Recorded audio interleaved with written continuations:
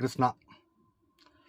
Two wheeler இல்லை ஏதோ three வீலர்லேருந்து four வீலர்லேருந்து எந்த வீலரோ ஏதோ ஒரு வண்டியை நீங்கள் டிரைவ் பண்ணுறவங்களா உங்களுக்கு பயனுள்ளதாக இருக்கும். கவனித்து கேளுங்க. 4 track road, double track road, single track road, எந்த ரோடாக இருந்தாலும் எந்த வண்டியவும் லெஃப்டில் 4 ட்ராக் ரோடு தானேன்னு சொல்லிட்டுலாம் ரோடு பெருசாக இருக்குன்னா லெஃப்டில் சைடு வாங்காதீங்க. லெஃப்ட்டில் வந்து நீங்கள் பாட்டுக்கு ரைட்டில் அந்த வண்டி போகுது, நம்ம லெஃப்டில் போவோன்னு அதிகமாக டூ வீலர் அதை பண்ணுறீங்க. லெஃப்ட்டில் எந்த வண்டியும் 3 வீலர் 4 வீலர் 6 வீலர் அதுக்கு மேலே பெரிய வண்டி எதாக இருந்தாலும் லெஃப்ட்டில் சைடு வாங்காதீங்க. எந்த நிமிடம் வேணாலும் அந்த வண்டியில் எந்த பிரச்சனைனாலும் 199 டிரைவர் என்ன நினைப்பான்னா, வண்டியில் எந்த பிரச்சனையும் இல்லை, வேற எந்த விதமான பிரச்சனைனாலும் அடுத்த செகண்ட் யோசிக்காமல் வண்டியை லெஃப்டில் ஓரம் கட்டுறதுக்கு லெஃப்ட் தான் வருவான். அவனே பதட்டத்தில் லெஃப்ட் வர்றவன் சைடு மிரர் கண்டிப்பாக பார்க்க மாட்டான். இதனால வந்து நீங்கள் லெஃப்ட்டில் எந்த வண்டியை நீங்கள் சைடு வாங்கினீங்கனாலும் 3 வீலர் 4 வீலர் 6 வீலரை தாண்டி எந்த பெரிய வண்டியை சைடு வாங்கினீங்கனாலும் அவன் லெஃப்ட் வந்து உங்களை தூக்கி விட்டுருவான். அதுக்கு வாய்ப்புகள் அதிகமாக இருக்குது. லெஃப்டில் சைடு வாங்காதீங்க.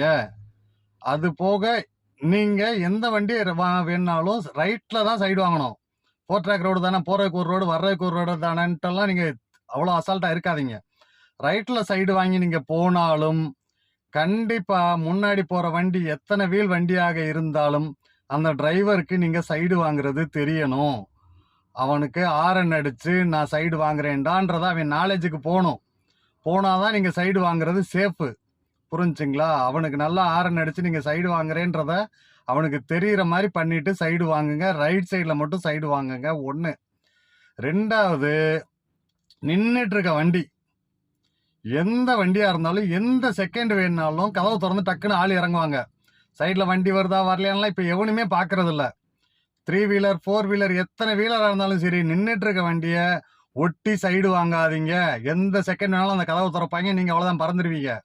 நல்லா ஸ்பேஸ் விட்டு அந்த வண்டியில் யாரும் கதவு திறக்கலையான்னு பார்த்துக்கிட்டே சைடு வாங்குங்க.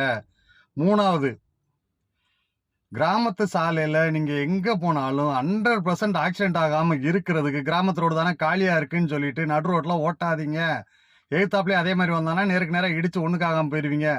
கிராமத்து சாலையில் மட்டும் சிங்கிள் ரோட்டில் 100% லெஃப்ட் ஓரமாக உங்கள் வண்டி எவ்வளோ ஒதுக்கி ஓட்டிட்டு போக முடியுமோ அவ்வளோ ஓரமாகவே ஓட்டுங்க. அதுதான் கிராமத்து ரோட்டுக்கு நல்லது.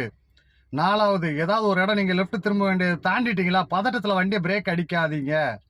ரிலாக்ஸாக, ஒன்றும் பிரச்சனை இல்லை, வண்டியை திருப்ப முடியாதா, திரும்பாதா, திரும்பும்.